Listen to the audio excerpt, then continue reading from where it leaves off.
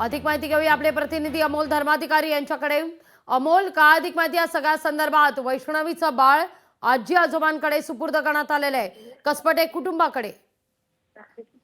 नक्की ज्यावेळेस ही घटना घडली त्यावेळेस नेमकं हे बाळ कुठं आहे असा प्रश्न वैष्णवी हिच्या कुटुंबाने उपस्थित केलेला होता आणि त्यानंतर राज्य महिला आयोगाकडून आदेश देण्यात आले आणि त्यानंतर पोलीस यांच्या मार्फत हे बाळ आहे ते काही वेळापूर्वीच या वैष्णवी यांच्या आई वडिलांना म्हणजेच बाळाच्या आजी आजोबांकडे सुपूर्द केलेलं आहे आणि आता हे बाळ या कसपटे कुटुंबाकडे सुरक्षित असल्याचं पाहायला मिळते। पण संपूर्ण घटनेवरून आपण पाहिलं की हगवणे यांच्यावरती मोठ्या प्रमाणात संताप व्यक्त केला जातोय। 3 दिवस बाळ हे नेमकं कुठं होतं असा प्रश्न निर्माण झालेला होता, पण जी माहिती मिळालेली होती पोलिसांनी तपास केला त्यानंतर हे बाळ राजेंद्र हगवणे यांच्याच मावस भावाकडे ठेवण्यात आलेलं होतं अशी माहिती समोर आल्यानंतर आज पोलिसांनी पिरंगुट येथील भुकुम या गावातून या हगवणे यांच्या कुटुंबियांकडून हे बाळ आहे ते घेतलेलं आहे आणि आजी आजोबांच्या आता त्या बाळाला स्वाधीन सुद्धा केलेलं आहे। अगदी या सगळ्या प्रकरणी 5 दिवस झाले तरी राजेंद्र हगवणे कुठं आहे? राजेंद्र हगवणेला का अटक केली जात नाहीये हा मुद्दा उपस्थित होतोय।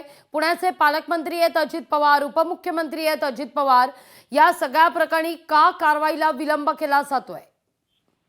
नक्कीच सुरुवातीपासूनच यामध्ये राजकीय हस्तक्षेप असण्याची शक्यता आहे आणि त्यामुळे राजेंद्र हगवणे यांच्यावरती कठोर कारवाई आहे ती सुद्धा केली जात नाहीये। त्याचबरोबर त्यांचा जो मुलगा आहे जो सध्या कारागृहामध्ये आहे त्याला सुद्धा तिथं VIP ट्रीटमेंट दिली जाते असं वैष्णवी हिच्या आई वडिलांचं म्हणणं होतं आणि त्या अनुषंगाने आता अजित पवार यांच्या पक्षाचे राजेंद्र हगवणे हे पदाधिकारी आहेत।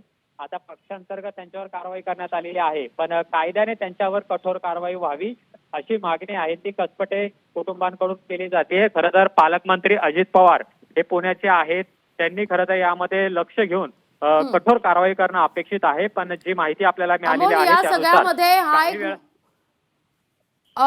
अमोल, या सगळ्या मध्ये एक मुद्दा उपस्थित होतोय की 307 चा गुन्हा दाखल करण्यात आलाय की नाही।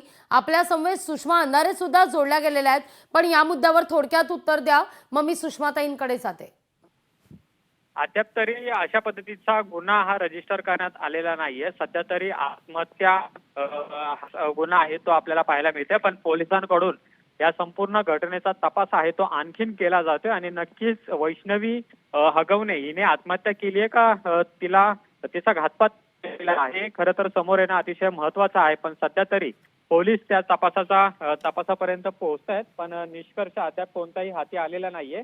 पण हा नक्कीच आत्महत्या आहे की घातपात आहे याचा तपास आहे तो सुद्धा आता पिंपरी चिंचवड पोलिसांकडून केला जातोय। माफ करा, काही सेकंद तुम्हाला थांबवते, तुम्ही असेच आमच्या समवेत जोडले राहा। लोकशाही मराठी ऐका, पहा, जागरूक रहा।